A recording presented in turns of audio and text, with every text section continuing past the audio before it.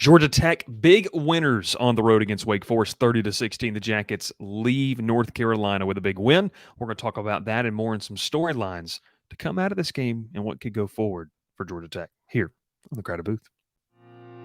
Pile in here and make yourself feel at home.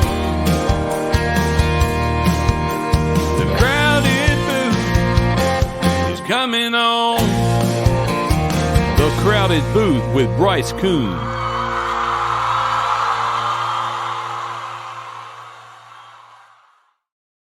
Hello, everyone, and welcome in. Georgia Tech knocks off Wake Forest. We're coming at you a day later, but hey, we're still getting that content out there. We appreciate you as well for staying tuned. Subscribe to the channel, whatever you might be. Real quick contest. There's 2 new items in the background. Can you find them? Can you list them? The first person to do so in the comments below.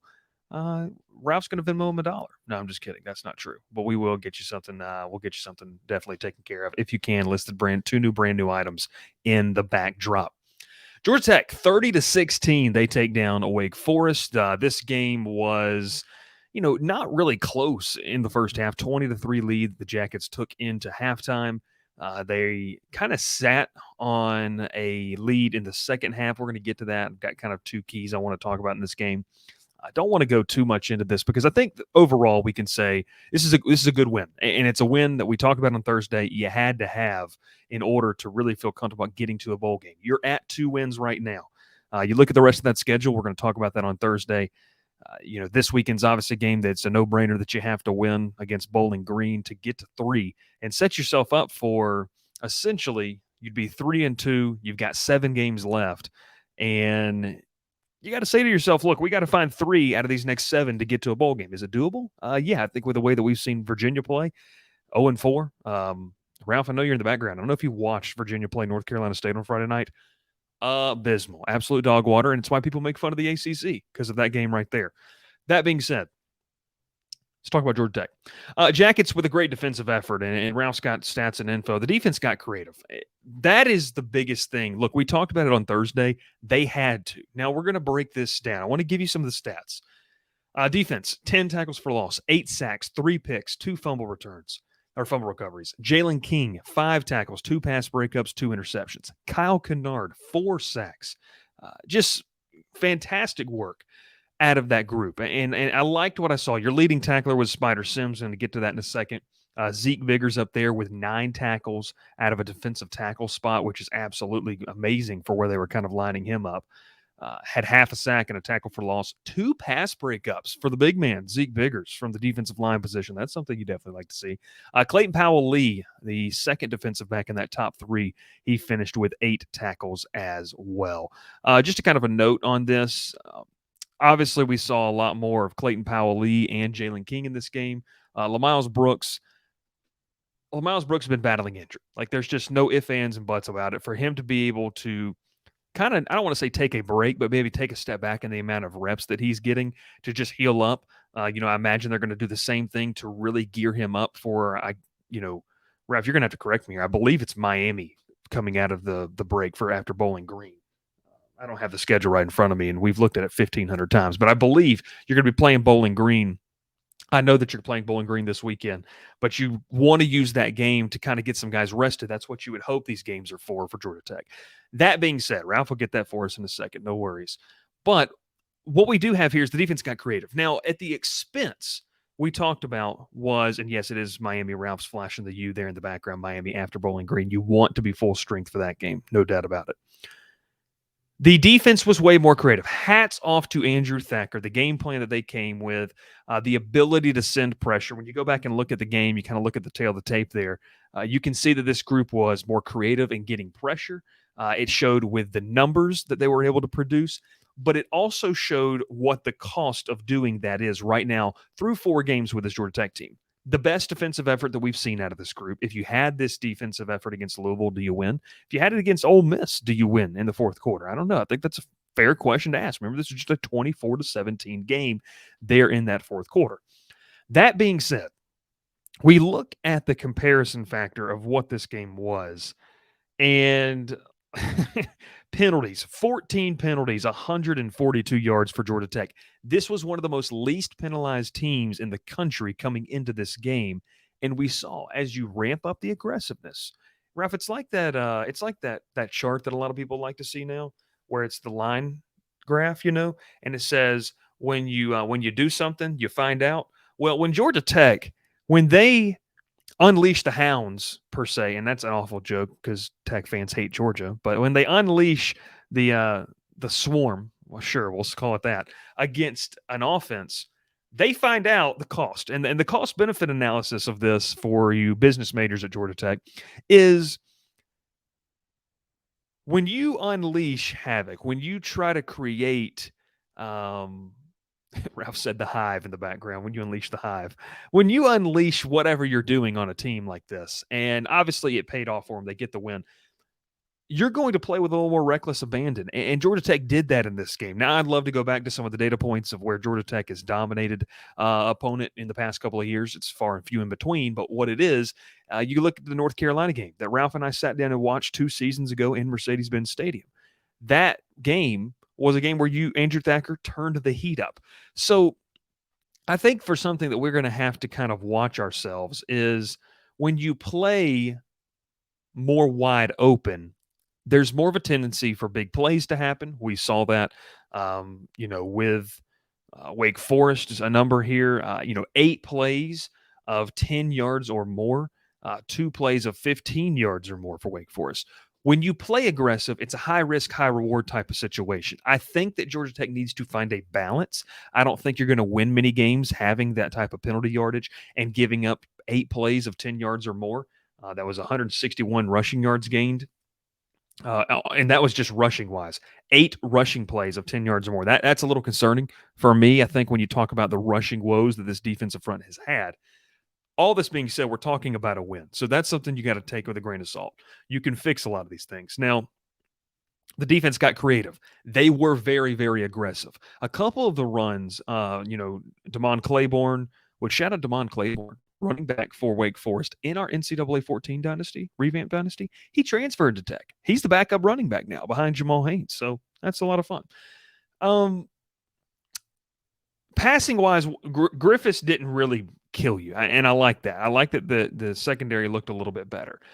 Rushing wise, we talked about the over aggressiveness. We saw a lot of, if you go back, you see safeties come down, you see defensive backs come down, and maybe some linebacker play as well, where guys are just over committing to one side of the field or not. And so, unfortunately, we can't show the highlights of the game on our page here. But I think one of the biggest things is guys just when they're over aggressive, over pursuing, it's the risk that you take. So you're going to have some big plays hit on you, but you think you're also going to, like we said, you're going to have 10 tackles for loss.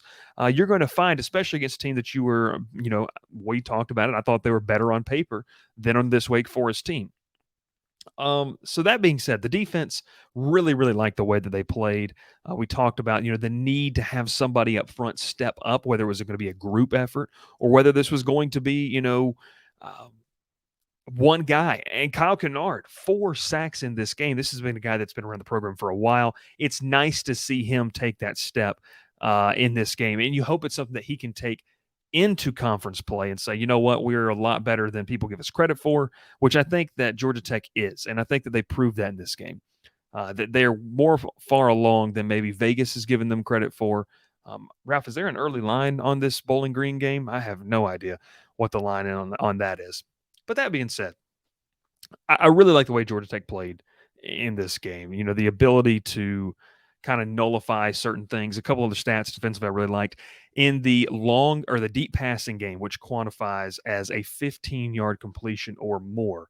And Wake Forest was just 2 of 6 in that category. So I think that, being able to not allow the explosive play through the air was really, really nice. In the medium passing, that's where Wake Forest was most effective, 12 of 19.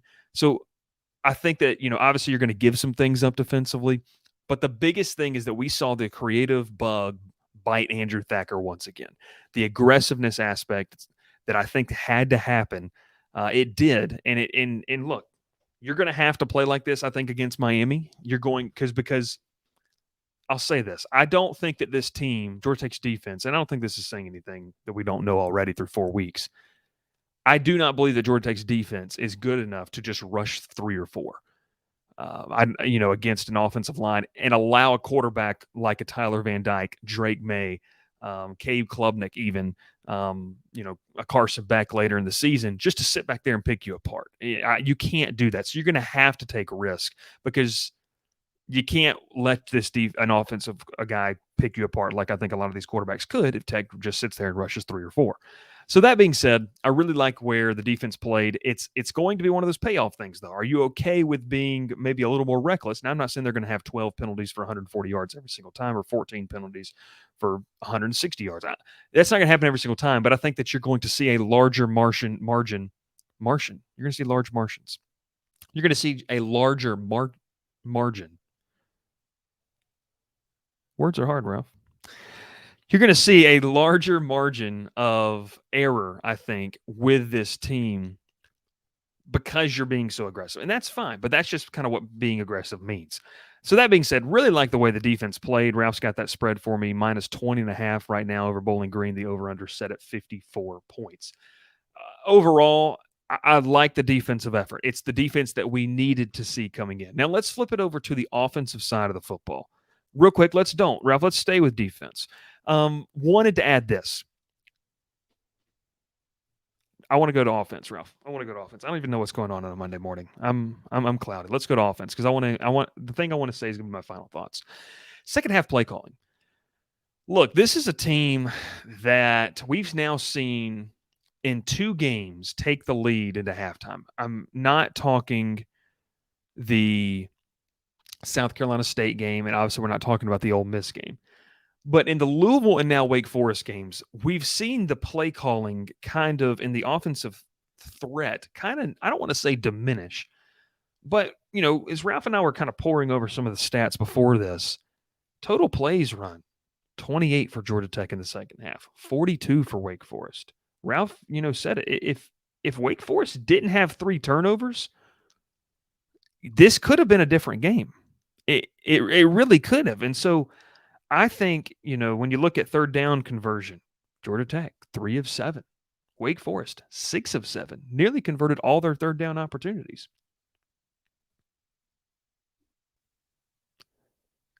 So nearly getting all of your third down conversions in the second half.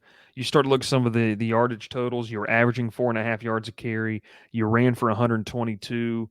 You still threw. You had no penalties in the second half. Like if I cover up Georgia Tech's stat line over here on our exclusive, deal with Stat Broadcast, if I cover that up, I don't think you wouldn't assume that Georgia Tech won this football game because of the way that they played in the second half. And so it's not that they played terrible by any means. I mean, they're still averaging 5.8 yards per play.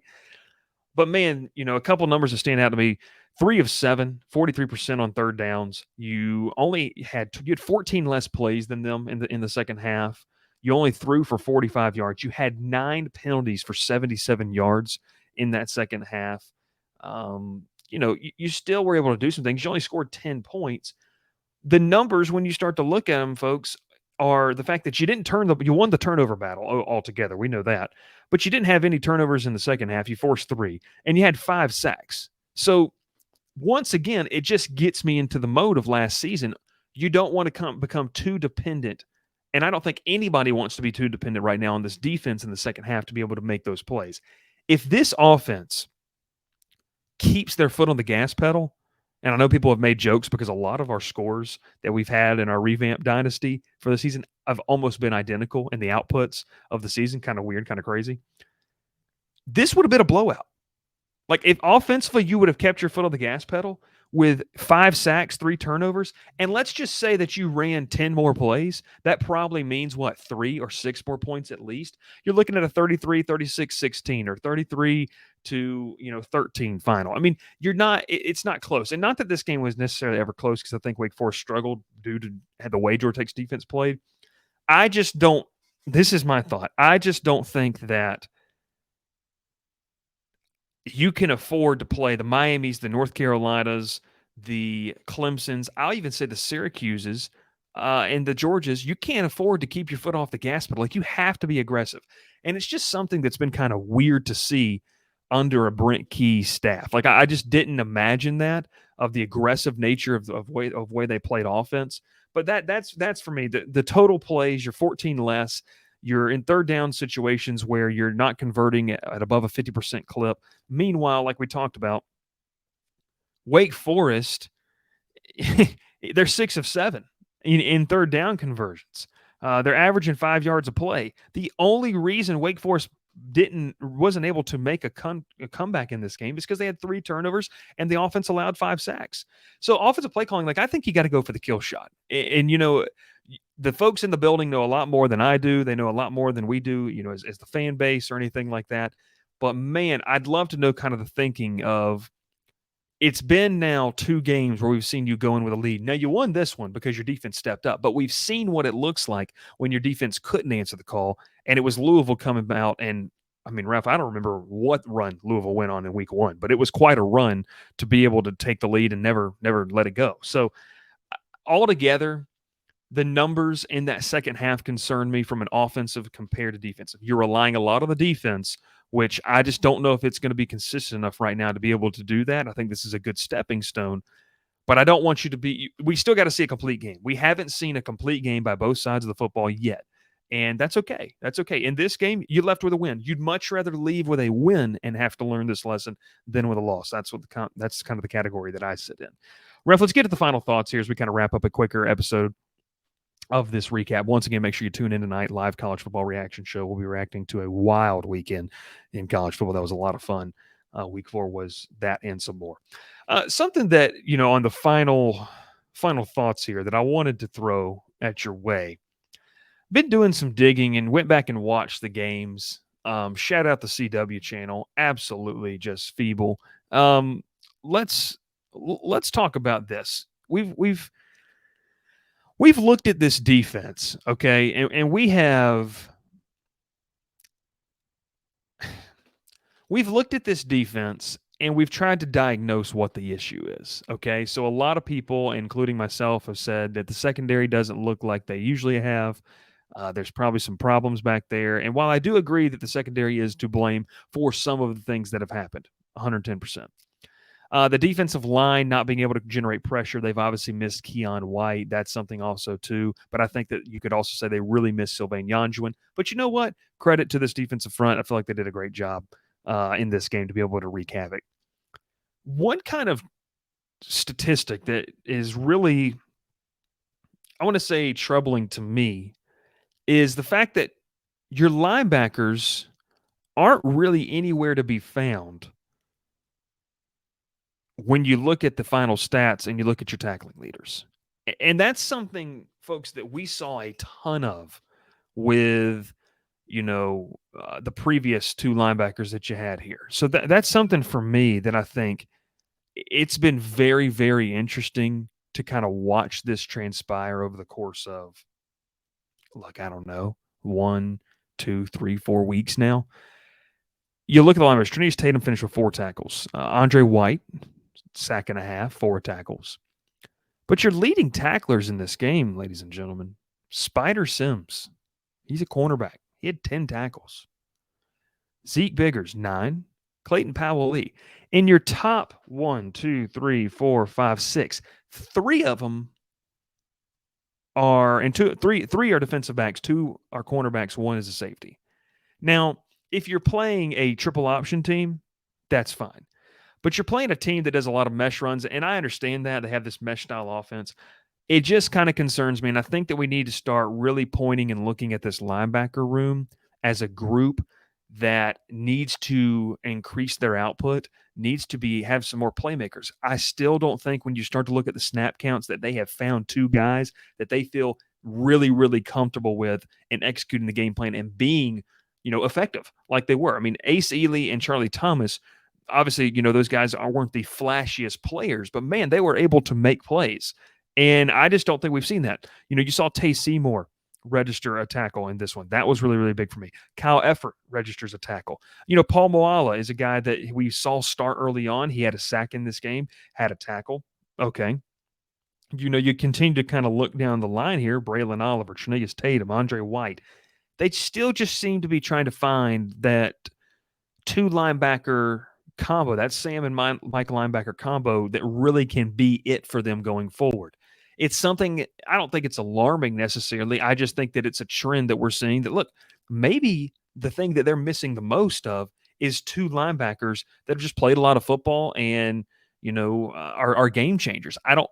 Maybe those guys aren't on this roster. Maybe they haven't grown up into that yet. I think you got some talented young linebackers. We mentioned Tay Seymour, a guy that can fly around. Jacob Cruz, another guy that I think is going to see some playing time as the season goes on. That being said, I like what Trinaeus Tatum brings. I like Andre White, like Moala. I think you have a solid core of rotational guys. I think that they haven't found, two guys that they say, look, these guys can go in there and be game changers. That's what they can do. So that's all I'm saying kind of in the final thoughts there. One kind of just big takeaway. But altogether, I mean, Eric Singleton Jr. is an absolutely fantastic player. I joked on Twitter and people took it seriously. We got a bunch of AI bots out there, folks. Be aware of them. They have no sense of humor. They live in their mother's basement and they're just sucking down Capri Suns and fruit snacks. I mean, I don't know. I have no idea what the deal is. But you better pay Eric Singleton Jr. Like NIL money better come his way because folks are taking notice. Abdul Janae steps up. Jamal Haynes, another nice game receiving. Rushing-wise, Jamal Haynes is the best playmaker in that backfield. 18 carries, 95 yards. Just shout out to the staff for a couple folks that stood on the table. And the people who I know that they watch this show, and I know that they listen to it, and they know exactly who stood on the table this past offseason when Jamal Haynes, folks, ladies and gentlemen, was on the precipice of getting cut from this team as a part of the remodel of this roster, and they said, let's move him to running back. What didn't come from the top? I'll tell you that much right there. So Jamal Haynes, 18 carries, 95 yards and a touchdown, averaging 5.3 yards a carry. Haynes King sprinkled in 53 yards on 6 attempts. King goes over 1,000 yards, fastest since Joe Hamilton. Absolutely love how this offense can play. I just need to see a full 60. The second we see a full 60, and I think it's got to happen this week, we're going to talk about that. But I think it's going to be very, very interesting to watch. Aiden Burr, 3 field goals is nice as well to see a guy come in and be consistent with his leg.